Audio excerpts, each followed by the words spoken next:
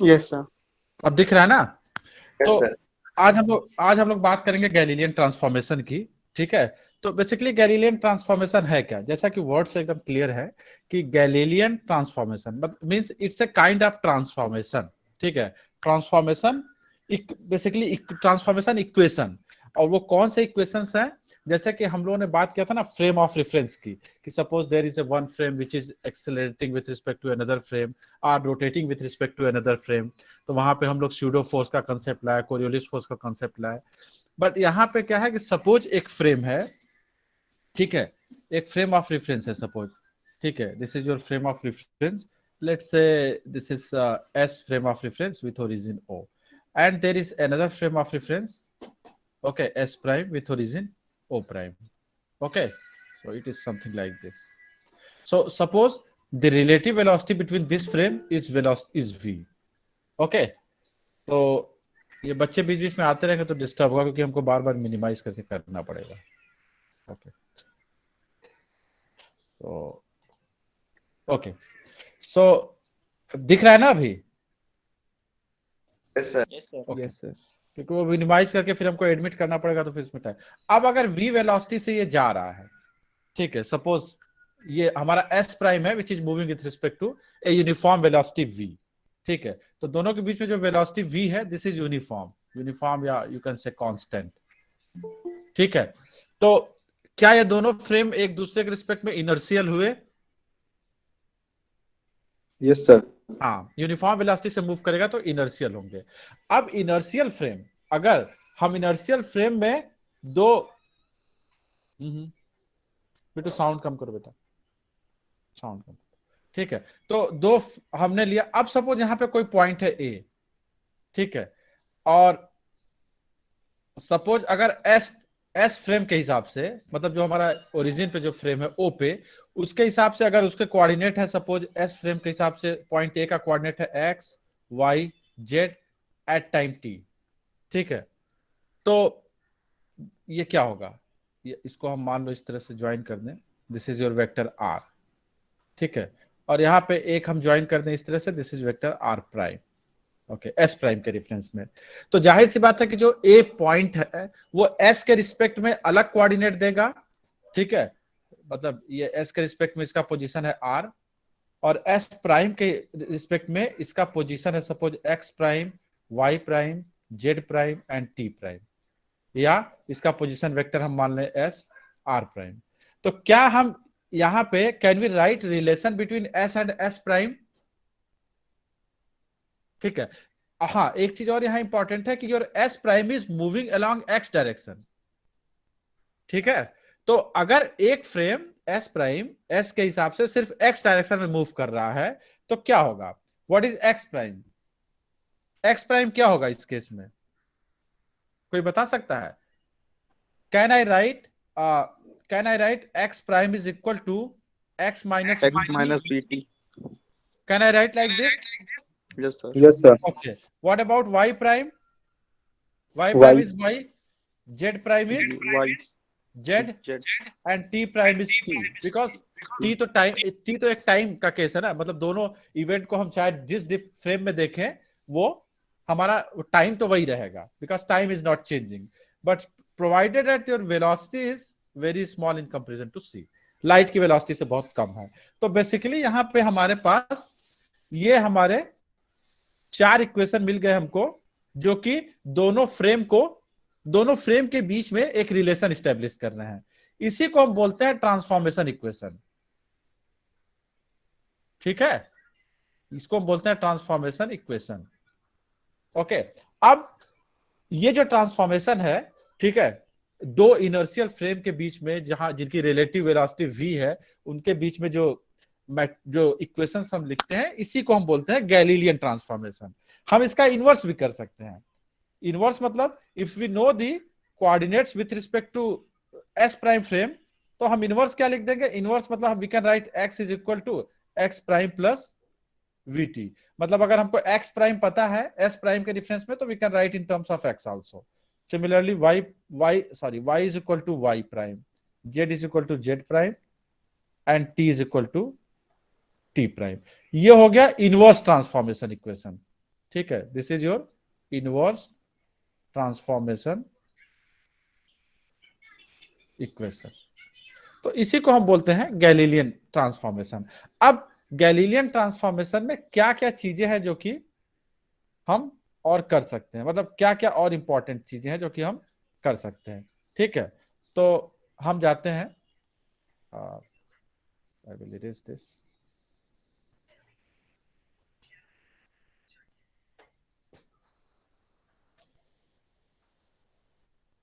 अब हम कुछ इसके कंक्लूजन्स हैं। ठीक है, जैसे कि पहला है कि ट्रांसफॉर्मेशन ऑफ डिस्टेंस और लेंथ। ठीक है, सॉरी। तो अब हम आते हैं, इसका एक केस लेते हैं, transformation of distance. Transformation of distance.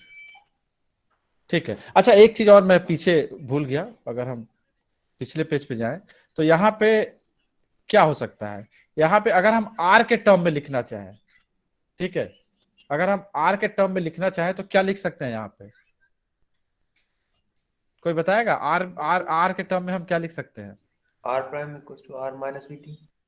हाँ, R prime is equal to R minus VT, ये हम लिख सकते हैं ना? Yes, sir. हाँ, तो हम इस चीज को भी आगे यूज करेंगे। ठीक है, अब हम आते हैं transformation of distance.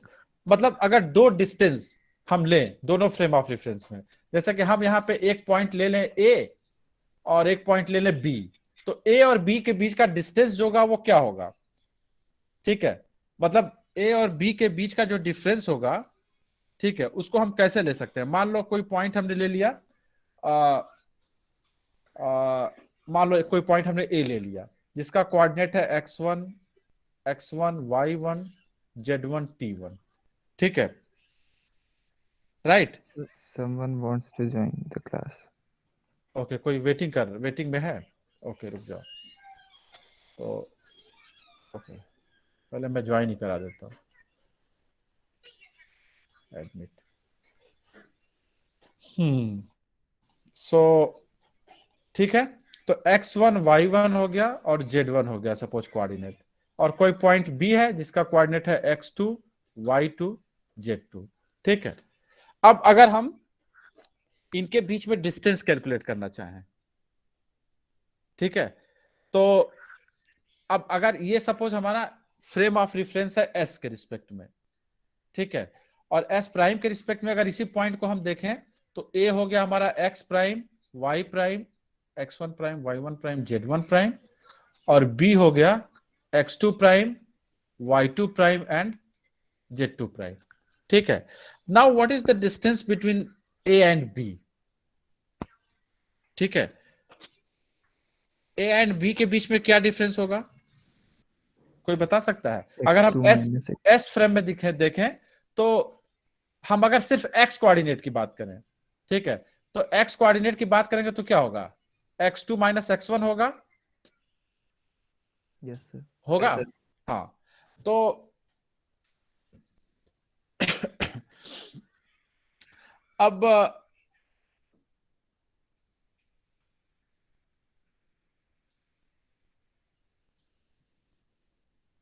Okay, y coordinate क्या होगा? y2 माइनस y1, और z कोऑर्डिनेट होगा z2 minus z1।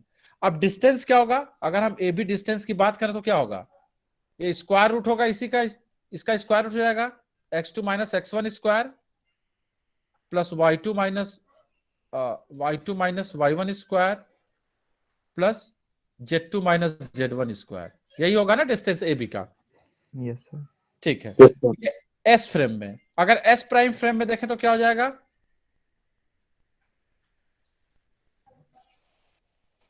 S prime frame में क्या हो जाएगा?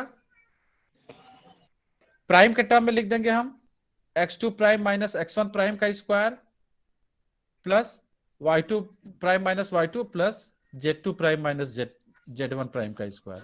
ठीक है, एंड सो ऑन। ये हो गया हमारा।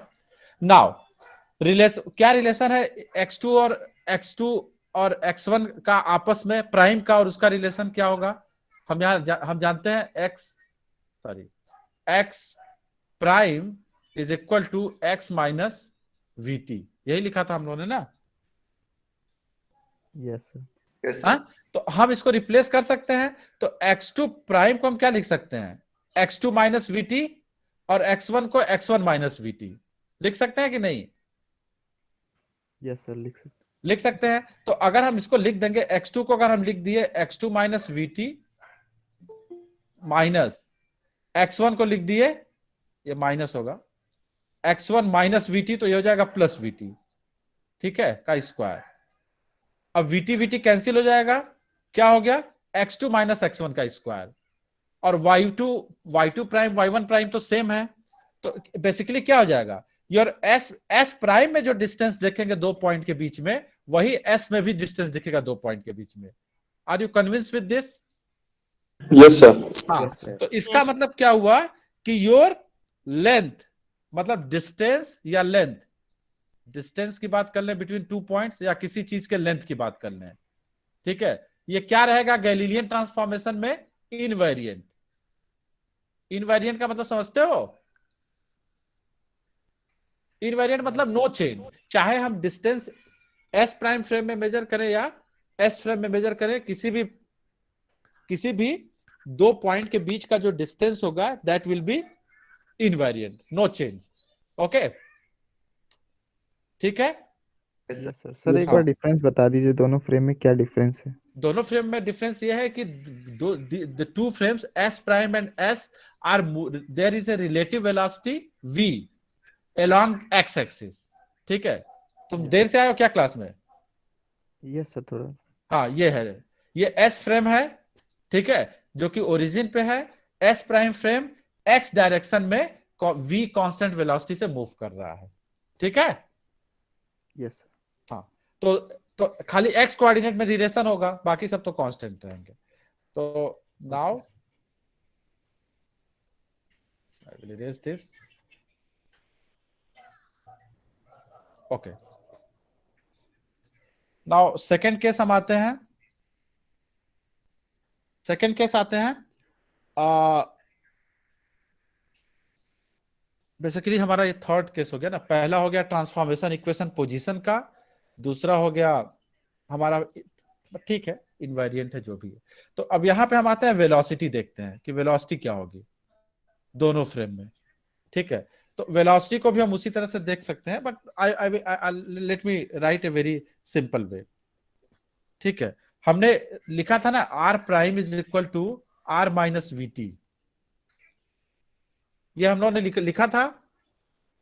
Yes sir. हाँ, अगर हम वेलोसिटी निकालना चाहें, ठीक है, मतलब दोनों फ्रेम की, मतलब किसी पार्टिकल की velocity in S frame and in S prime frame, तो क्या करेंगे, इसी को डिफरेंशिएट कर देते हैं टाइम के रिस्पेक्ट में। तो क्या हो जाएगा, d r prime by d t is equal to d r by d t minus v. तो ये जो d r by d t है, ये क्या है, this is your velocity of a particle or of a body any in s prime frame is equal to velocity of particle in s frame minus v relative velocity, ठीक है। तो क्या velocity invariant है दोनों frame of reference में? नहीं। No, so this velocity is not invariant, ठीक है। Velocity is not invariant to Galilean transformation, ठीक है। Is it clear? इसका मतलब वेलोसिटी इनवेरिएंट नहीं रहेगी, किसी भी अगर हम पार्टिकल का वेलोसिटी एस प्राइम फ्रेम में देखेंगे तो अलग होगा, और एस फ्रेम में देखेंगे तो अलग होगा।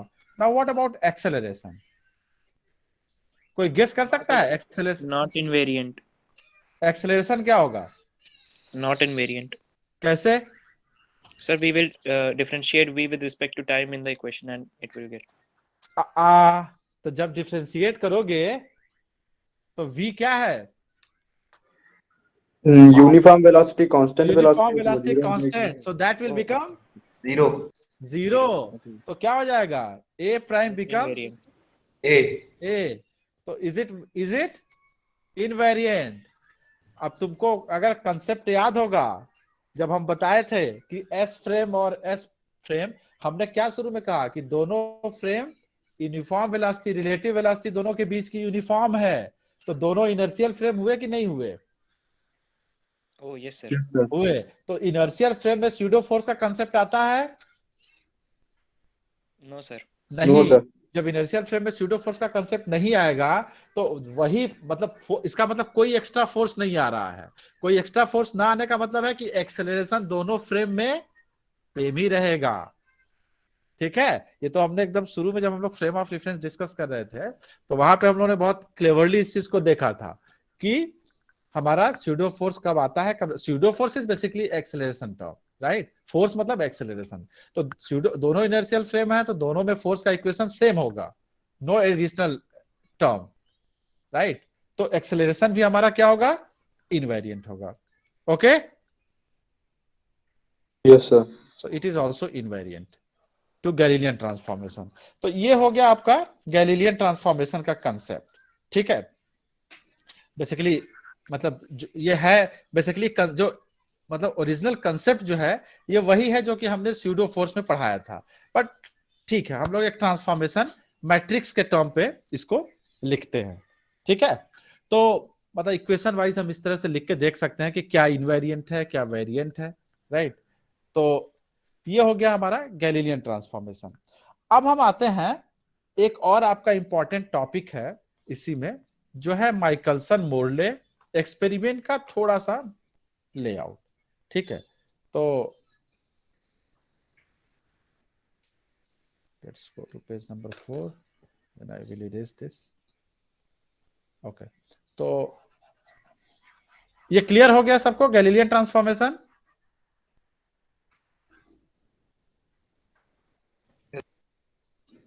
मतलब इसमें क्लियर होने जैसा ऐसा कुछ है नहीं, मतलब ये बेसिकली कॉन्सेप्ट अगर इसका फंडामेंटल देखें तो ये वही है जो कि हम लोग पहले पढ़ चुके हैं। माइकलसन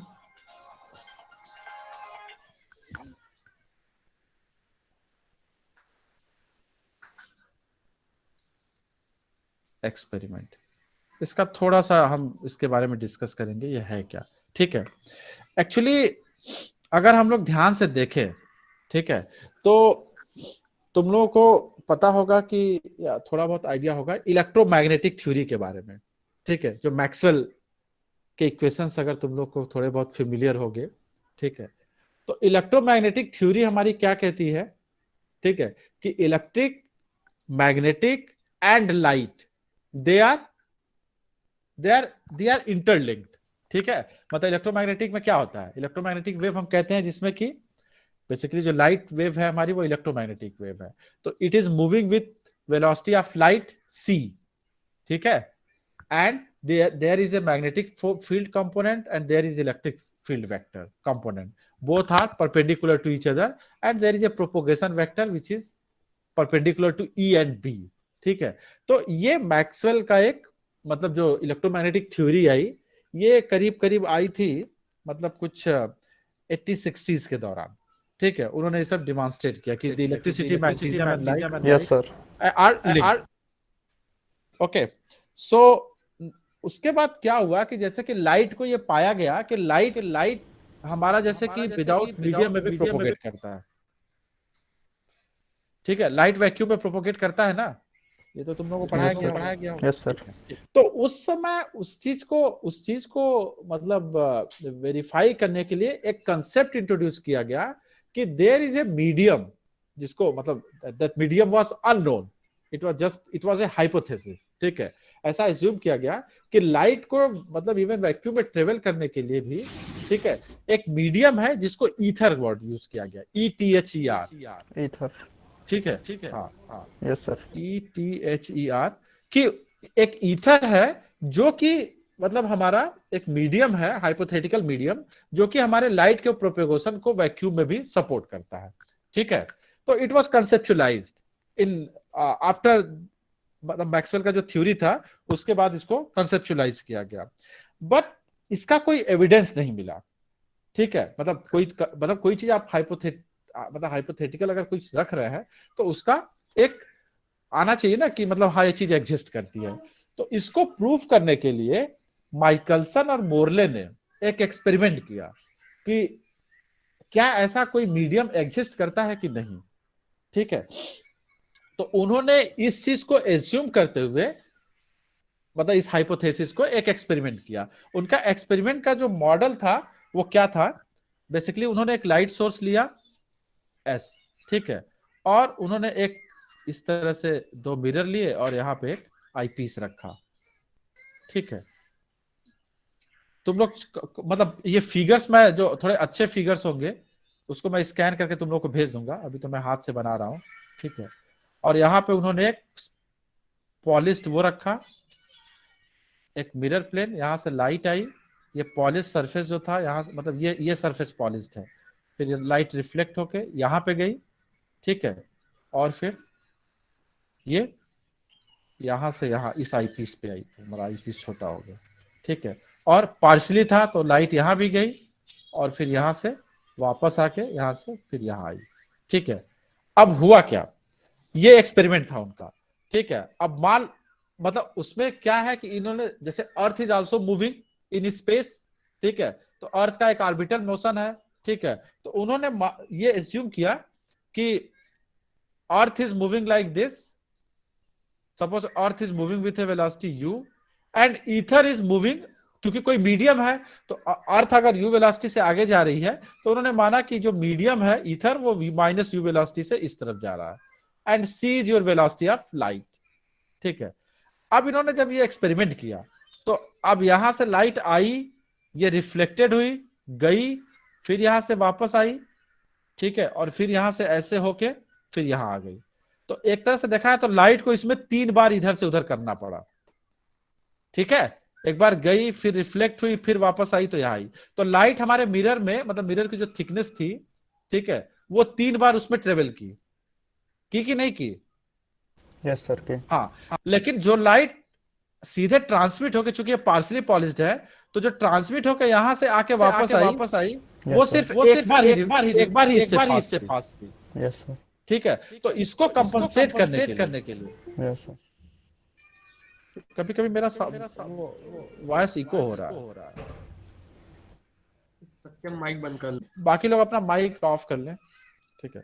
तो ये क्या कह रहा था, हाँ, तो इस पाथ डिफरेंस को, मतलब जो इसको कंपनसेट करने के लिए इसी साइज का, इसी थिकनेस का एक और यहाँ पे ग्लास लगा दिया गया, क्योंकि इसमें भी अब लाइट एक बार जाएगी और एक बार यहाँ इसमें से आएगी, तो बेसिकली 2 बार इसमें ट्रेवल की और एक बार इसमें ट्रेवल की जाते टाइम, तो टोटल इसमें भी 3 बार हो गया। और ये लाइट जब रिफ्लेक्ट होके आई तो यहाँ पे इनका इंटरफेरेंस हुआ। अब उसके बाद पाथ डिफरेंस और लेम्डा के बीच जो रिलेशन होगा उससे पता चलेगा कि ये कंस्ट्रक्टिव इंटरफेरेंस होगा कि डिस्ट्रक्टिव इंटरफेरेंस होगा, ठीक है।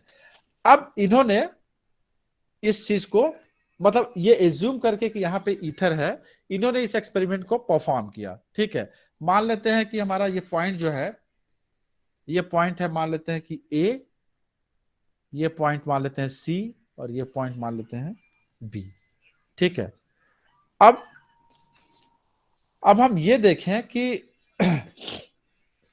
अगर मतलब यहां पे 2 टर्म हो गया, ठीक है, जब लाइट यहां से यहां जा रही है, ठीक है, तो हमारा बेसिकली क्या हो जाएगा, जो अब हमारा यहाँ पे जो हमने लिया है ईथर का वेलोसिटी, जो कि लाइट के मीडियम को सपोर्ट कर रहा है, ठीक है, कि लाइट किस वेलोसिटी से मूव करेगी, मतलब लाइट उस मीडियम में मूव कर रही है, तो यहां से यहां जाने पे लाइट इधर जा रही है, ईथर का मोशन हम लोगों ने इधर दिखाया है। तो जो यहाँ जो डिस्टेंस है, ये सपोज अगर ये डिस्टेंस हम मान ले d, ठीक है, तो लाइट को ट्रेवल यहां से यहां जाने में कितना टाइम लगेगा, d/c माइनस u, ठीक है, क्योंकि ईथर का वेलोसिटी अपोजिट है। लेकिन जब लाइट यहां से यहां आएगी तो ईथर और लाइट दोनों एक ही डायरेक्शन में है, तो वो टाइम जो होगा आने में वो लग जाएगा d/c+u। ओके, ये हो गया हमारा लाइट को यहां से यहां जाने और यहां से यहां आने में, ठीक है। अब सिमिलरली अगर हम यहां पे देखें, लाइट तो इधर जा रही है, ठीक है, तो बेसिकली, और यहां पे हम, लेकिन यहां पे ईथर जो है वो परपेंडिकुलर डायरेक्शन में है, ठीक है। तो यहां पे हमारा टाइम क्या हो जाएगा, अब यहां पे अगर हम वेक्टर के हिसाब से वेलोसिटी को देखें, ठीक है, तो ये हमारा वेलोसिटी क्या हो जाएगा, दिस इज ये कुछ इस तरह का हो जाएगा ना हमारा। ये हो गया हमारा वेलोसिटी, मतलब या earth is moving like this, तो अर्थ का मोशन भी फॉरवर्ड डायरेक्शन में है, मतलब फॉरवर्ड डायरेक्शन में क्या, इसका क्या कहते हैं हमारा, मतलब पूरे अर्थ का मोशन मतलब एपरेटस का मोशन। तो ये हो गया हमारा लाइट का डायरेक्शन, ये हो गया हमारा ईथर का डायरेक्शन, और ये हो गया हमारा रिजल्टेंट वेलोसिटी। तो this is c, this is u, and this is c square minus u square, ठीक है, स्क्वायर रूट। तो हमारा जो यहां से यहां आने में जो टाइम टेक होगा, ट्रेवल आने जाने का, वो क्या हो जाएगा, डिस्टेंस हो गई टोटल 2d डिवाइडेड बाय जो वेलोसिटी है लाइट की including ether, that is c square minus u square. तो बेसिकली ये दो अब ये हो गया टाइम यहां से यहां लाइट को आने में और यहां से यहां आने में। तो डेल्टा टी, दोनों के बीच में टाइम लैग कितना होगा, तो डेल्टा टी बेसिकली क्या होगा, this time minus this time, ठीक है, हम इस टाइम में से इस टाइम को डिफरेंशिएट कर देंगे, this is your delta T. और इसको अगर हम 2D क्यों है? 2D डिस्टेंस हमने ये डिस्टेंस डी माना हुआ है ना, तो लाइट यहां जाना और यहां से यहां आना, ये टोटल 2D हो गया ना। Yes sir. हाँ, तो इसलिए हमने 2D माना हुआ है। तो ये जब डिफरेंस करेंगे, मतलब अब लाइट, दोनों लाइट को मतलब यहां तक आने में या बेसिकली यहां तक आने में, क्योंकि यहां से यहां तक का टाइम दोनों का सेम होगा, तो टोटल जो टाइम डिफरेंस होगा लाइट को यहां आने में, मतलब जो इस पाथ को फॉलो कर रही है और जो इस पाथ को फॉलो कर रही है, वो डेल्टा टी होगा, दिस माइनस दिस।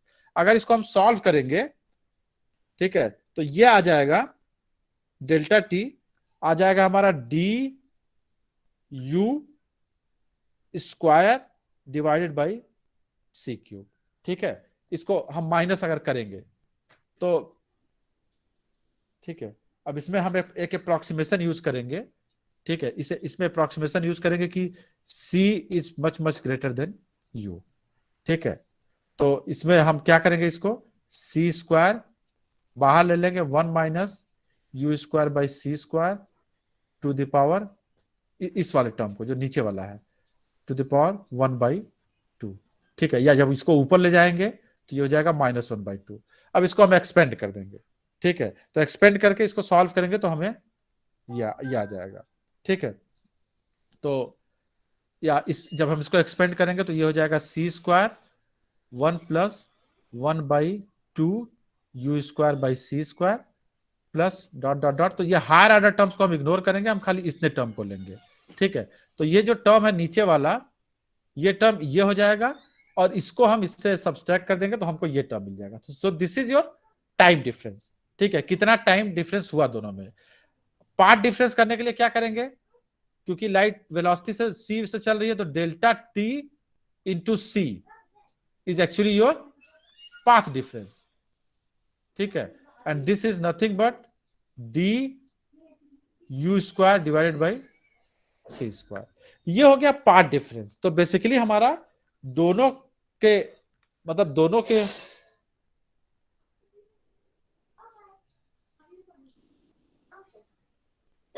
टू कैसे आएगा,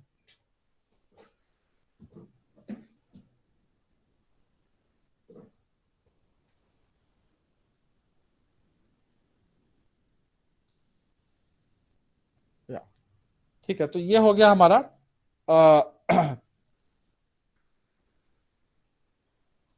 हाँ, पाथ, बेसिकली दोनों के पाथ में कितना चेंज है, ठीक है।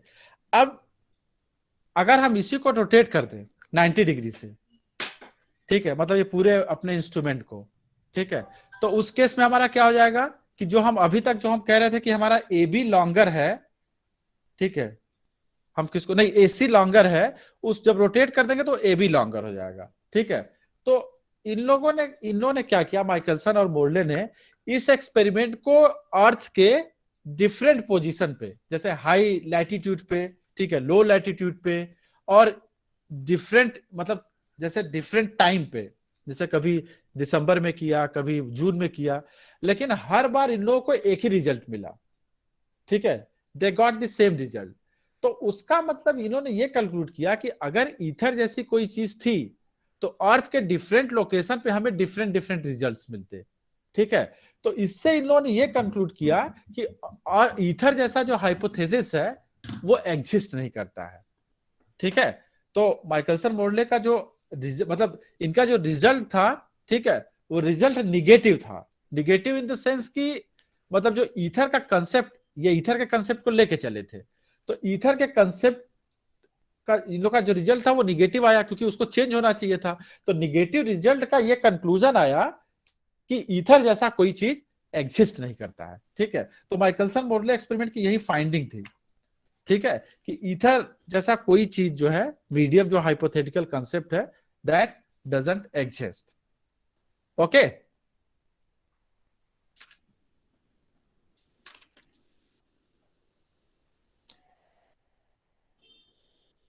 तो बेसिकली ये एक बेसिक सेटअप इन लोगों ने यूज किया था अपने एक्सपेरिमेंट को परफॉर्म करने के लिए। तो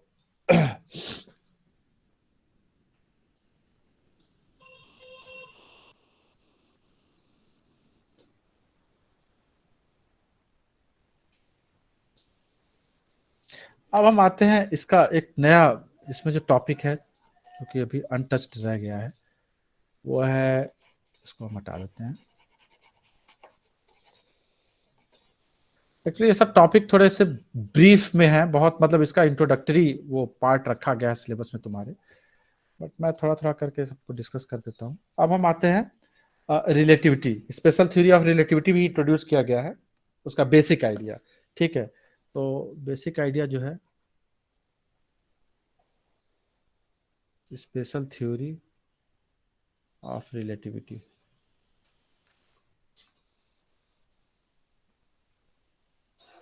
ठीक है, तो ये तो सबको पता होगा कि ये रिलेटिविटी जो स्पेशल थ्योरी था that was given by Einstein. ठीक है, तो उन्होंने दो पोस्टुलेट्स हैं स्पेशल थ्योरी ऑफ रिलेटिविटी के। ठीक है, पहला क्या है कि द लॉ ऑफ फिजिक्स, ठीक है,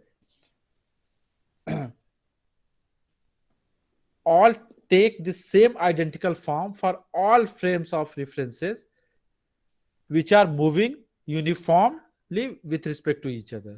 ठीक है, या मतलब जैसे कि उसका जो जेस्ट है मैं बता दे रहा हूं कि जैसे कि अगर मतलब मान लो you have an number of frame of references and all are relative, जो मोशन है आर ऑल रिलेटिव यूनिफॉर्म।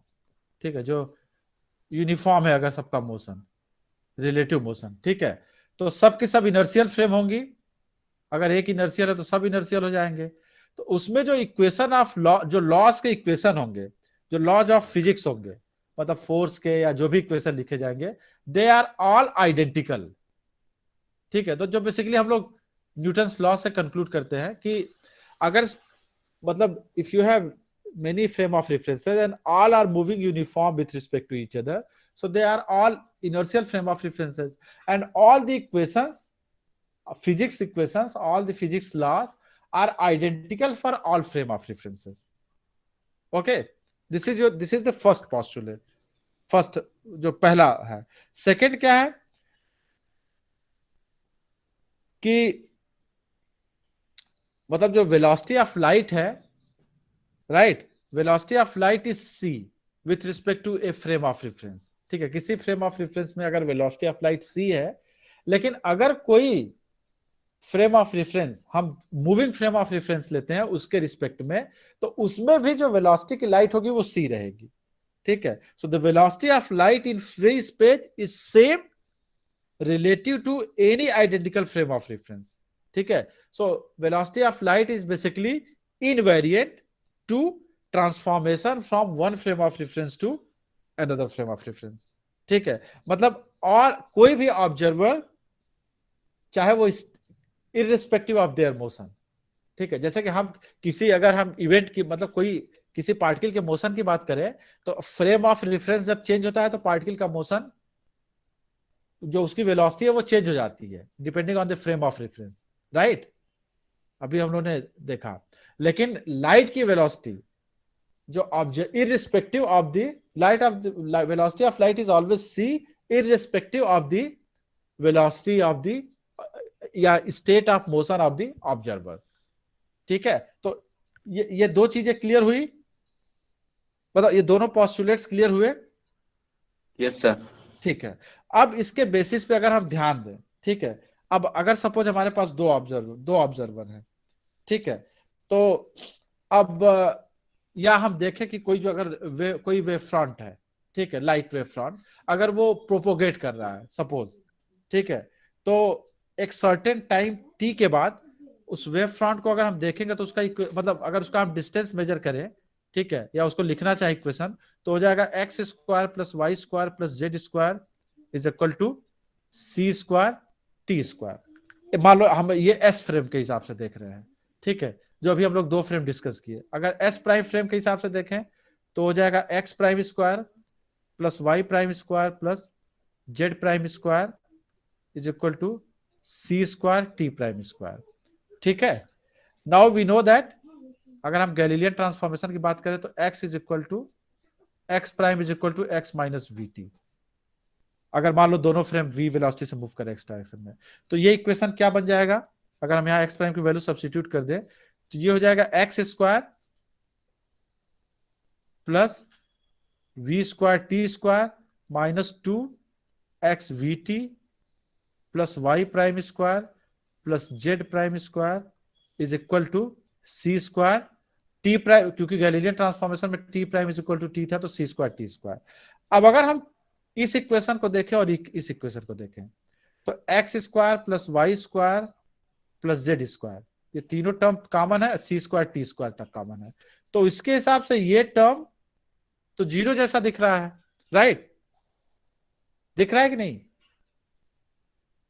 अगर हम पहले इक्वेशन को तीसरे इक्वेशन से कंपेयर कर दे, लेकिन जीरो तो है नहीं ये टर्म, तो इसका मतलब ये हुआ कि जो गैलीलियन ट्रांसफॉर्मेशन है, ठीक है, वो कहीं ना कहीं फेल कर गया जब हमारा रिलेटिविटी का कंसेप्ट आया, मतलब स्पेशल थ्योरी ऑफ रिलेटिविटी में, क्योंकि हमने जो वेलोसिटी ऑफ लाइट थी उसको किसी भी फ्रेम से देखें तो वो सी ही आएगा।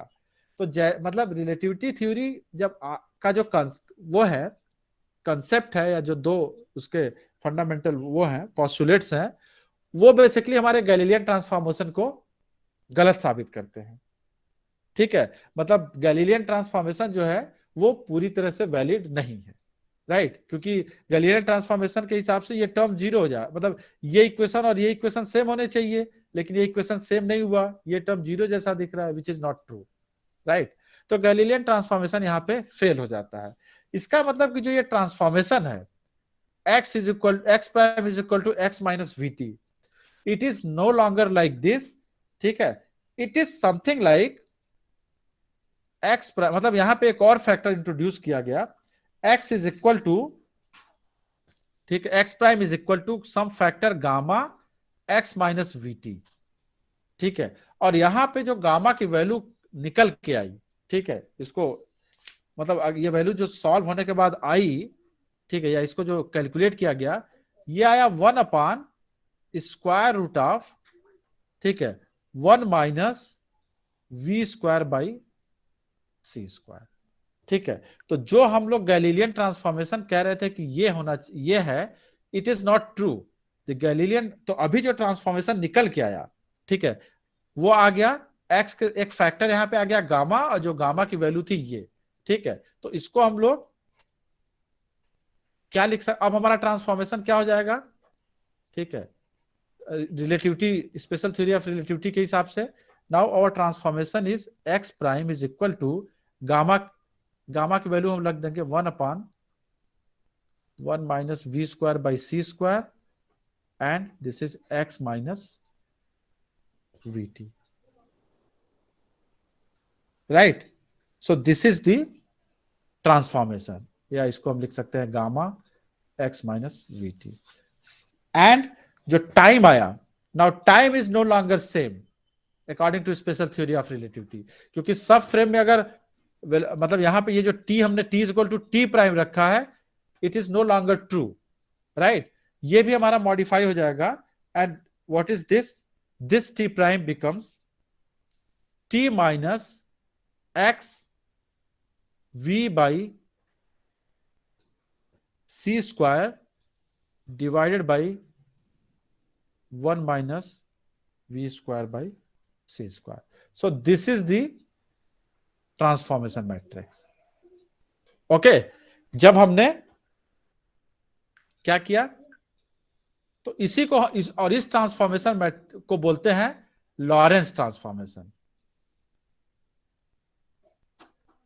ठीक है, उसको हम बोलते थे गैलीलियन ट्रांसफॉर्मेशन, इसको लॉरेंस ट्रांसफॉर्मेशन और रिलेटिविस्टिक ट्रांसफॉर्मेशन। ठीक है, रिलेटिविस्टिक ट्रांसफॉर्मेशन। ओके तो ये now it is clear relativistic transformation because it is based on the special theory of relativity. ये जो ट्रांसफॉर्मेशन हम लोगों ने अभी जो कैलकुलेट किया लॉरेंस ट्रांसफॉर्मेशन, ये रिलेटिविटी के कंसेप्ट को, रिलेटिविटी का जो पोस्टुलेट्स था उसको कंसीडर करके इस ट्रांसफॉर्मेशन मैट्रिक्स को इक्वेशन को निकाला गया। तो अब यहां पे एक सवाल ये खड़ा होता है कि अगर हमारा ट्रांसफॉर्मेशन चेंज हो गया तो अब क्या लेंथ हमारा इनवेरिएंट रहेगा या हमारा टाइम इनवेरिएंट रहेगा, वेलोसिटी इनवेरिएंट रहेगा? नो। अभी इस इक्वेशन से क्लियर हो गया, ठीक है, कि हमारा एक्स प्राइम का कुछ और है और टी प्राइम भी चेंज हो गया, टी इज ऑल्सो, अब टी चेंज हो गया इसका मतलब टाइम हमारा इनवेरिएंट नहीं रहा। तो लॉरेंस ट्रांसफॉर्मेशन में हमारा क्या लेंथ इनवेरिएंट रहेगा या टाइम इनवेरिएंट रहेगा? तो इसको चेक करने के लिए हम क्या करेंगे? अब हम लोग वही चीज करेंगे जो हम लोग गैलीलियन ट्रांसफॉर्मेशन के लिए किए थे। ठीक है, तो इसको हम लोग क्या करेंगे, इसमें हम लोग अब लेंथ पे क्या असर पड़ेगा। ठीक है, तो मैट्रिक्स तो हम लोग देख ही लिए हैं। ठीक है, तो लेंथ पे क्या असर पड़ेगा या टाइम पे क्या असर पड़ेगा उसको देखते हैं। ठीक है सर हाँ सर लॉरेंस ट्रांसफॉर्मेशन में जो पार्टिकल है वो लाइट की स्पीड से ट्रेवल करेगा क्या? नहीं मतलब इट इज क्लोज टू, मतलब ये रिलेटिविटी थ्योरी हम वहीं पे ले आते हैं जब पार्टिकल इज मूविंग विथ, अभी पार्टिकल की वेलोसिटी वहां v ही है, हमने पार्टिकल की वेलोसिटी v ही रखी है ना, v इज द वेलोसिटी ऑफ the particle, right, c is the velocity of light. Sir v तो फ्रेम ऑफ रेफरेंस की वेलोसिटी। हाँ v तो फ्रेम ऑफ रेफरेंस मतलब वही है ना कि फ्रेम ऑफ रेफरेंस की वेलोसिटी मतलब एक फ्रेम ऑफ रेफरेंस में पार्टिकल रेस्ट पे है और एक फ्रेम ऑफ रेफरेंस में पार्टिकल v वेलोसिटी से मूव कर रहा है। तो फ्रेम मूव करे या पार्टिकल मूव करे, जैसे तुमने दो फ्रेम लिया, एक s एक s प्राइम। ठीक है, सपोज s पे हमारा पार्टिकल रेस्ट पे है। ठीक है, तो s प्राइम फ्रेम अगर v वेलोसिटी से मूव करा तो s प्राइम फ्रेम में पार्टिकल किस वेलोसिटी से मूव करेगा? v वेलोसिटी से। तो v is the velocity of particle. ठीक है, with respect to s prime. Sir वो रेस्ट वाले फ्रेम ऑफ रेफरेंस के रिस्पेक्ट में v, हाँ रेस्ट वाले फ्रेम ऑफ रेफरेंस के रिस्पेक्ट में वो रेस्ट में रहेगा। तो बेसिकली अब मतलब स्पेशल जो हम रिलेटिविटी की बात कर रहे हैं तो हम ये नहीं कह रहे हैं कि एक फ्रेम रेस्ट में है या एक फ्रेम मूव कर रहा है, हम ये कह रहे हैं कि दोनों फ्रेम के बीच में रिलेटिव वेलोसिटी v है। ठीक है, now I am not saying that one frame is at rest, वो तो उसको सिंप्लीफाई करने के लिए कहा जा रहा है। अब सपोज तुम्हारे पास दो फ्रेम है, two frames are moving with respect to velocity v and we don't know which frame is at rest and which frame is at moving, which frame is moving and which frame is at rest। ठीक है, हम जिस frame में है उस frame के हिसाब से हमको लगेगा कि वो फ्रेम रेस्ट में है, जो फ्रेम मूव करता मतलब जो दूसरा फ्रेम है वो हमको मूव करता हुआ दिखेगा, लेकिन जो ऑब्जर्वर दूसरे फ्रेम में है उसको तो हम मूव करते हुए देखेंगे ना। तो it is just a matter of frame of reference.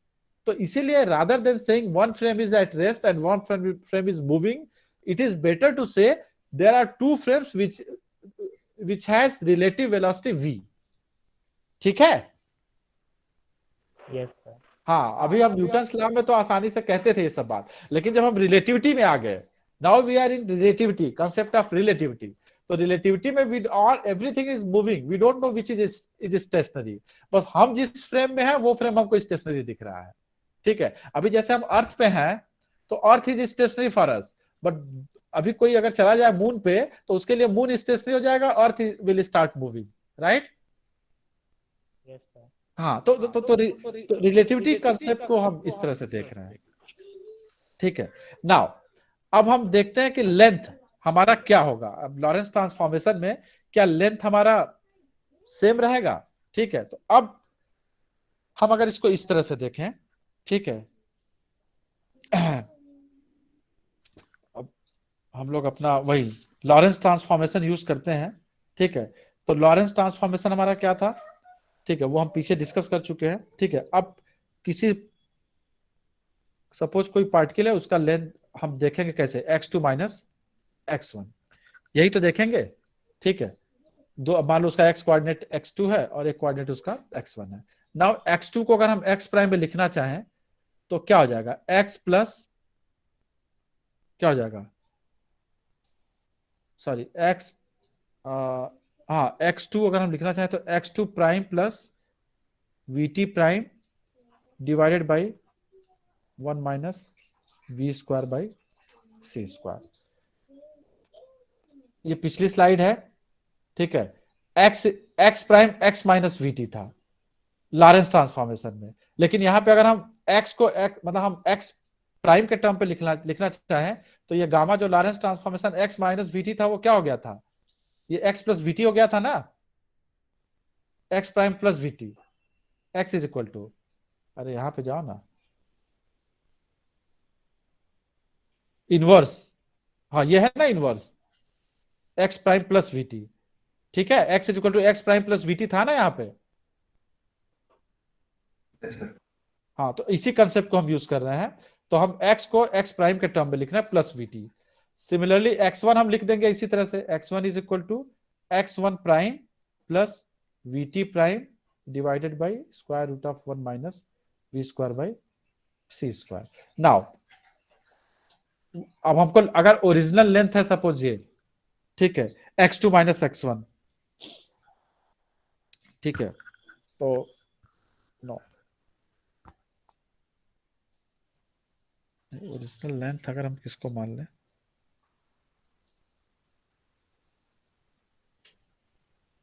या so this suppose this is the original length of the particle, तो एल नॉट हम अभी लेके चलते हैं। नाउ एल नॉट अगर हम कैलकुलेट करना चाहें तो x2 माइनस x1, तो हम x2 x1 की ये वैल्यू सब्स्टिट्यूट कर दें। ठीक है, इक्वेशन में तो क्या आ जाएगा, इट विल कम आउट, अब हम वैल्यू सब्स्टिट्यूट कर देंगे तो आ जाएगा x2 prime minus x1 prime, ठीक है, वीटी प्राइम कैंसिल हो जाएगा, डिवाइडेड बाई ये आ जाएगा square root of 1 minus v square by C square. Now what is x2 minus x1 prime? This is the length of the particle, length of the, मान लो कोई length of the rod है, ठीक है, ये सपोज कोई rod है, ठीक है, जिसका एक कोऑर्डिनेट है x1 और एक कोऑर्डिनेट है x2, ठीक है, मान लो s फ्रेम में, ठीक है, तो और s प्राइम फ्रेम में ये कोऑर्डिनेट हो जा रहा है x2 प्राइम और ये हो जा रहा है, सॉरी x2 प्राइम हो जा रहा है और ये हो जा रहा है x1 प्राइम। तो ये x2 prime minus x1 prime क्या हो जाएगा? This is also the length of the rod with respect to s prime frame which is moving with velocity v with respect to s frame. Is it clear? ये problem हम वही लेके चल रहे हैं। ठीक है, so this is the length of the rod with respect to this frame, in this frame, divided by 1 minus v square by c square, or we can write L is equal to L naught 1 minus v square by c square. अब now what is L naught?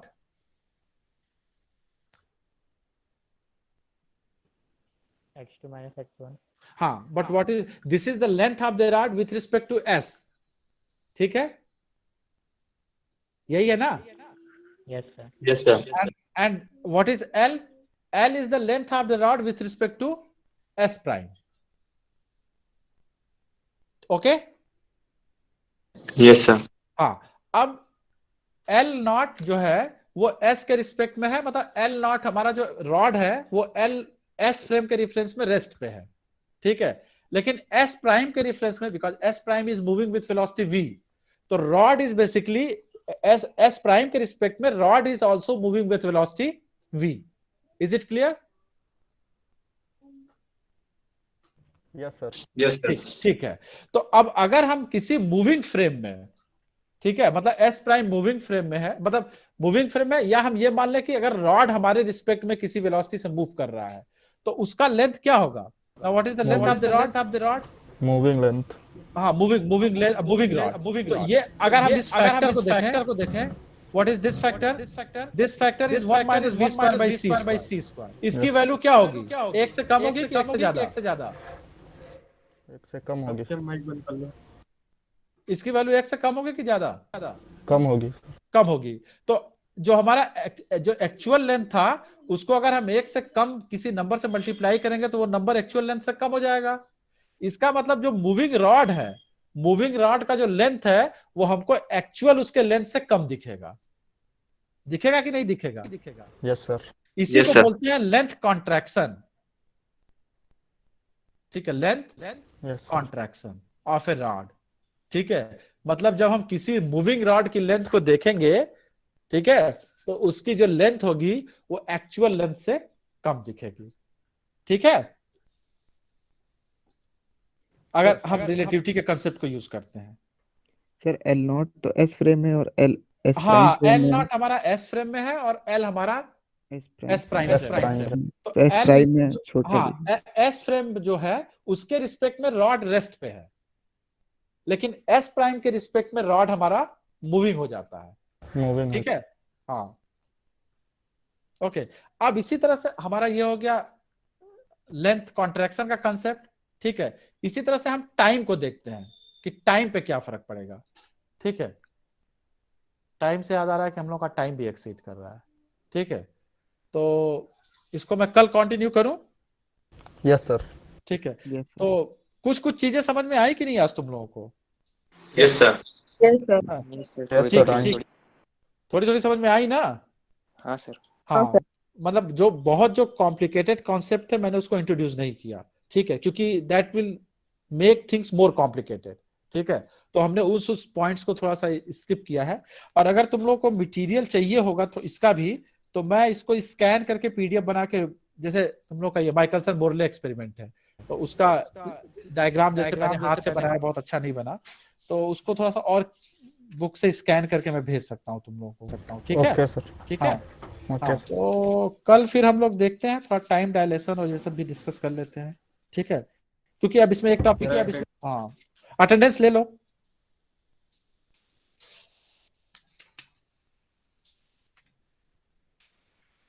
Present sir.